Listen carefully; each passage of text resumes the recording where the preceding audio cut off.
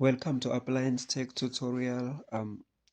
On this video, I am repairing this freezer. So currently I am vacuuming the system because once you open the system, atmospheric gases get through the system. So we need to take them out before we regas the system. What you see is the pencil dryer for this condenser. I was brazing it, so I'm still gonna fit it back inside when it's not hot.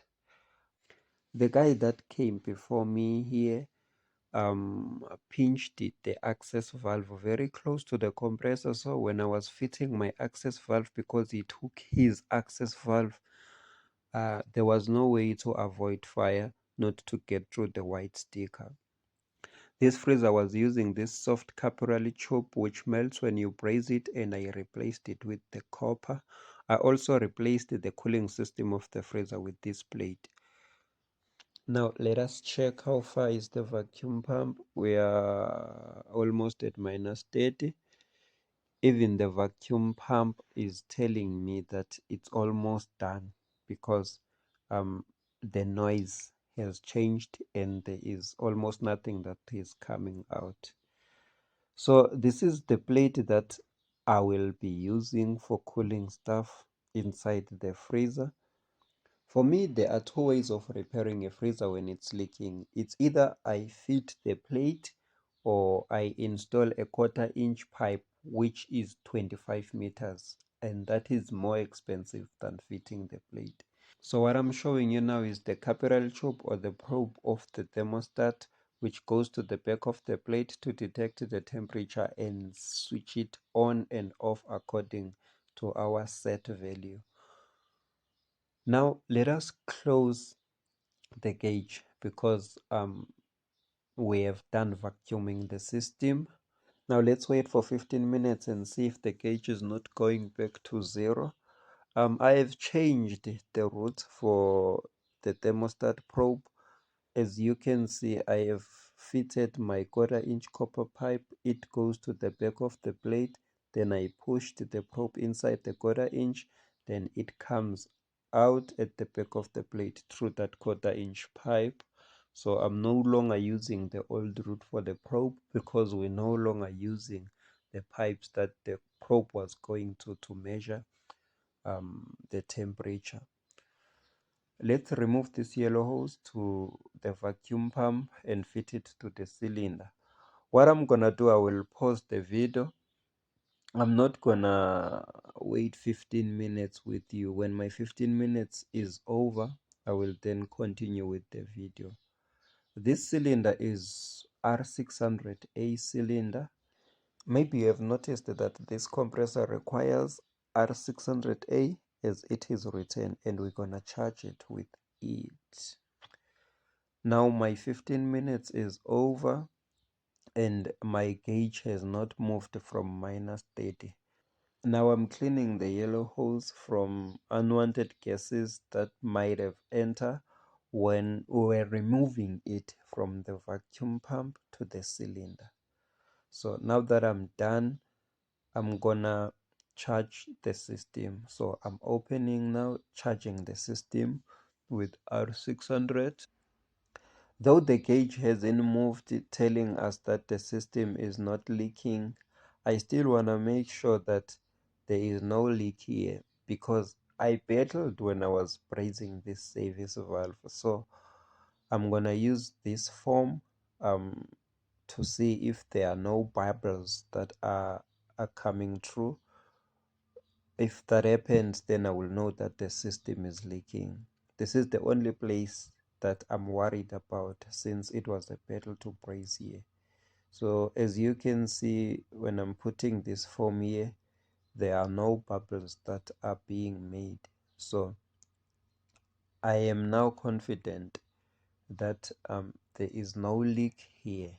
Now let's start the system. Now the fridge is running and the gas has dropped from where it was. We are now between -10 and -20. We are running at -15. This gauge is for 407, 410, R134A and R22. It's not for R600. I don't think there is a gauge for R600. As you remember, the compressor requires us to charge with R600, but we are using the wrong gauge.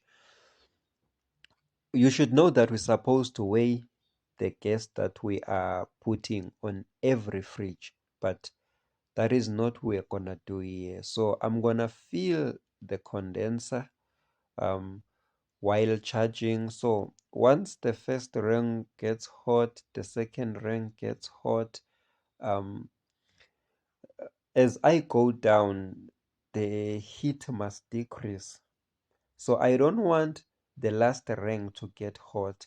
I'm using my backhand to feel the heat also because I don't want to overcharge the system. So that's how I charge R600. And I know that when charging R600, when the cylinder is closed, I'm now adding gas again. When the cylinder is closed, I must still be below zero because once I charge R600 and when I close the cylinder, I'm at zero. I know that R600 is overcharged. R600 always run normal below zero. At zero, it's an overcharge. I also feel this heat exchanger. Once this pipe gets cold, while the freezer or the fridge is running, if you're charging R600, you should know that that is an overcharge. So that pipe must not get cold. So while the system is running, I'm also checking my cold plate. My cold plate is now starting to get cold. So I will also observe it. How is the frost or cold traveling to it? It should not be too fast because if it's too fast, that's an overcharge. That's the owner of the freezer that you see. So I'm working while my owner or my boss is around. I'm also explaining everything that I'm doing to him. I'm now filling the heat exchanger or the return pipe again if it isn't cold and it's not cold. I'm filling the top ring of the condenser. It's hot. This one is also hot. The third one is also hot. The fourth one is also hot, but as I am going down, the heat is decreasing, and the last one is cold, is not hot. I don't want this one to be hot, so what I will do, I will stop putting gas in the system. I am now done because the last ring will get hot as the time goes. Don't forget to like, comment, subscribe, and share.